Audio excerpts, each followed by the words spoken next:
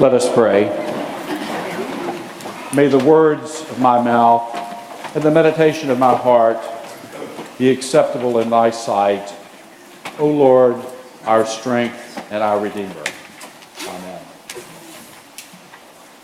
Someone wrote, "It is the veteran, not the preacher, who has given us freedom of religion. It is the veteran, not the reporter, who has given us freedom of the press. It is the veteran, not the poet, who has given us freedom of speech. It is the veteran, not the campus or community organizer, who has given us freedom to assembly. It is the veteran, not the lawyer, who has given us the right to a fair trial. It is the veteran, not the politician, who has given us the right to vote. It is the veteran who salutes the flag, but not only salutes the flag, but who serves under the flag. Our veterans must leave home, and they go to terrible places to be surrounded by terrible people. Yet they are willing to do so. They spend their time remembering their loved ones, and they long to be with them. They suffer loneliness and homesickness. They are dedicated to their nation, and they know they may be called upon to give the ultimate sacrifice, their lives, for the sake of others. What kind of people do this?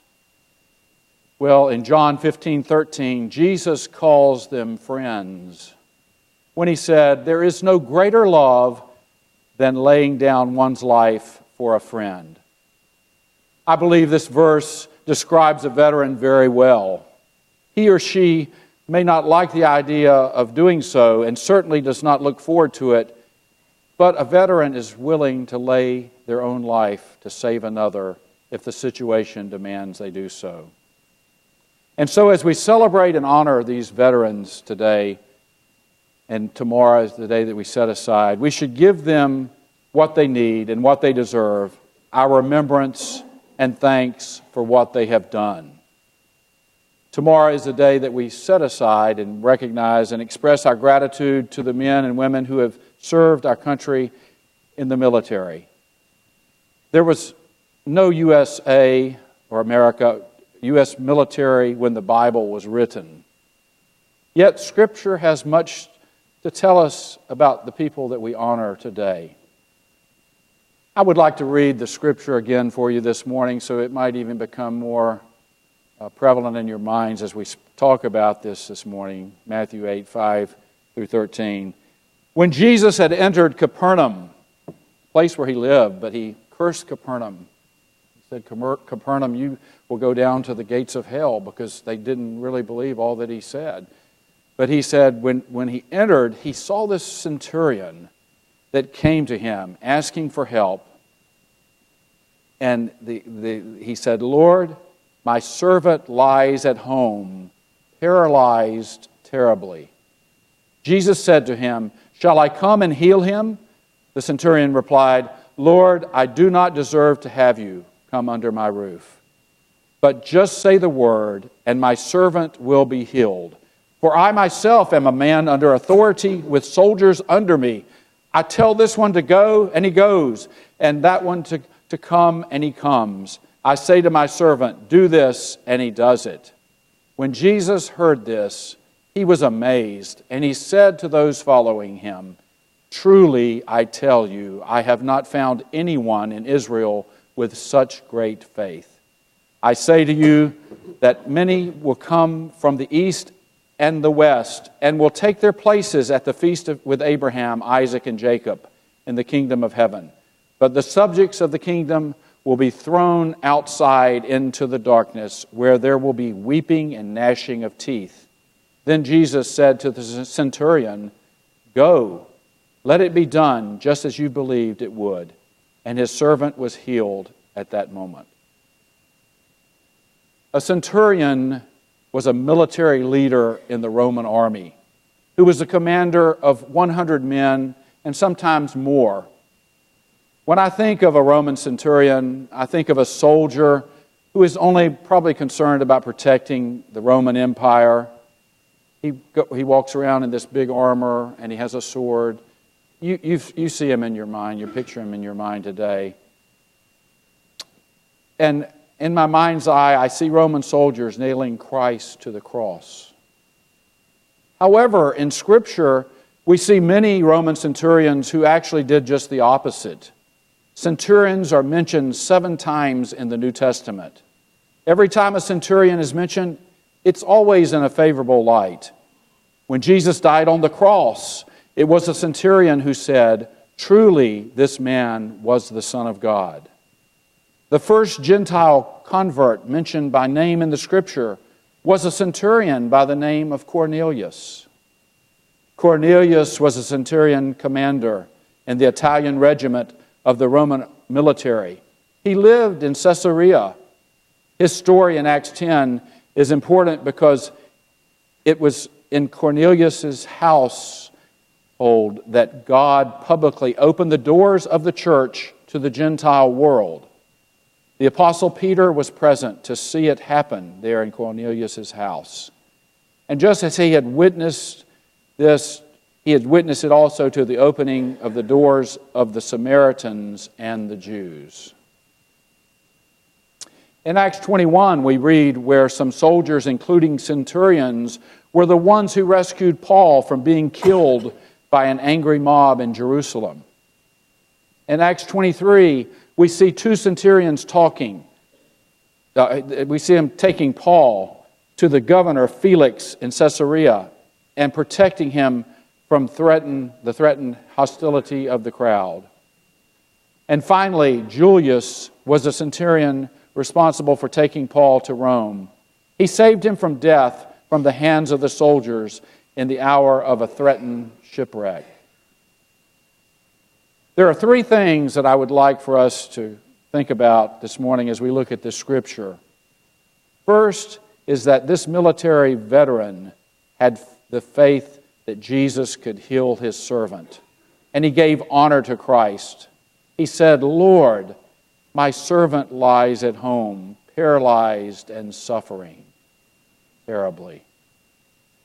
This centurion knew that Jesus could heal his servant, and he was not afraid to step out of his military role as someone who had power over the Jewish people and ask for help. He could have used his military might to send his soldiers to bring the Lord to his servant, but he chose to go to Jesus himself. Second, he knew that Jesus was the Word made flesh, because he says, "Lord, I do not deserve to have you come under my roof, but just say the word, and my servant will be healed." Quite ironic. Jesus was the Word. He was the Word made flesh. And the centurion says, "Just speak the word. You are the Word." This is a very humbling statement that he says. This centurion is not only asking for healing for his servant, but he's acknowledging that Christ is Lord. And his words are very similar to John the Baptist when Christ came to be baptized by John. John the Baptist said, "He is the one who comes after me, the straps of whose sandals I am not worthy to untie." And we all come before Christ. We are all unworthy in His presence. The only worthiness that we have is through the cross, through the blood that was shed by Jesus on the cross for us. So this is a very humbling experience for this centurion. Can you imagine the peer pressure that this centurion must have had from his fellow soldiers? But he knew what was right, and he had the faith that his servant would be healed by Jesus. Third, Jesus acknowledges this veteran's faith, and he says, "Truly, I tell you, I have not found anyone in Israel with such great faith." This is a very profound statement of Jesus when he says this.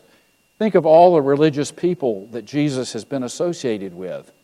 And he says this to this Roman centurion. And I think maybe the reason that he said this was because it took great faith. And Jesus says, "I have never seen such faith in all of Jerusalem." It took great faith for him to step out of his role as a soldier And he had enough compassion for his servant to come to Jesus and ask for him to heal his servant. The centurion knew authority. He knew authority because he was part of the army, part of the Roman army. And for those that are in the armed services, you know authority. You know who's above you. Well, this centurion knew who was above him. He knew that Jesus' authority as a Son of God could heal his servant. As Christians, we are all veterans. We serve as soldiers of the cross. And Paul tells us in Ephesians 6:10, "Finally, be strong in the Lord and in His mighty power.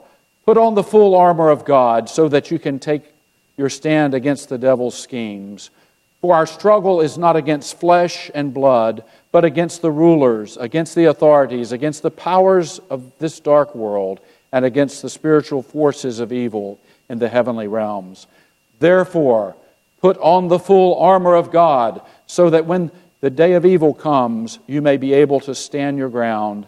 And after you have done everything to stand, stand firm then, with the belt of truth buckled around your waist, with the breastplate of righteousness in place, and with your feet fitted with the readiness that comes from the gospel of peace.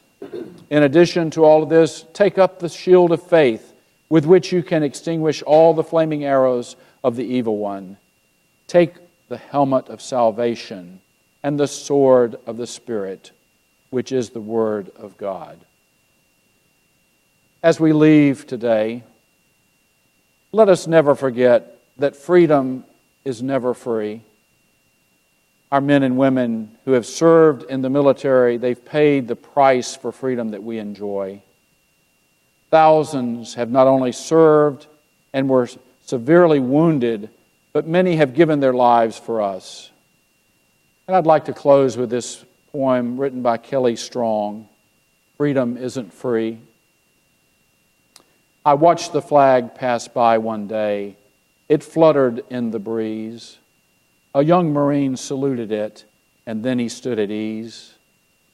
I looked at him in uniform, so young, so tall, so proud, with hair cut square and eyes alert. He'd stand out in any crowd. I thought how many men like him had fallen through the years, how many died on foreign soil, how many mothers' tears, how many pilots' planes shot down, how many died at sea, how many foxholes were soldiers' graves. No, freedom isn't free. I heard the sound of taps one night when everything was still. I listened to the bugler play and felt a sudden chill. I wondered just how many times that taps had meant amen when a flag had draped a coffin of a brother or a friend. I thought of all the children, of the mothers and the wives, of fathers, sons, and husbands with interrupted lives. I thought about a graveyard at the bottom of the sea, of unmarked graves in Arlington. No, freedom isn't free. Let us pray. Lord, today, as we have honored our military and our veterans, we thank you for what they mean to us, because many of them paid the ultimate price for our freedom. But Lord, also today, we think of your price that you paid on the cross for our sins, so that we might be free from sin and the bondage of sin, and that we might have eternal life. Lord, today as we have worshiped and we've thought about these men and women, our hearts are humbled. We stand before you and we give them thanks for all that they have done. And Lord, we pray that you will bless us now as we leave this place. May we leave knowing that freedom isn't free, but it was through the price that has been paid by blood that we are free. and your blood on the cross. We pray this in Jesus' name.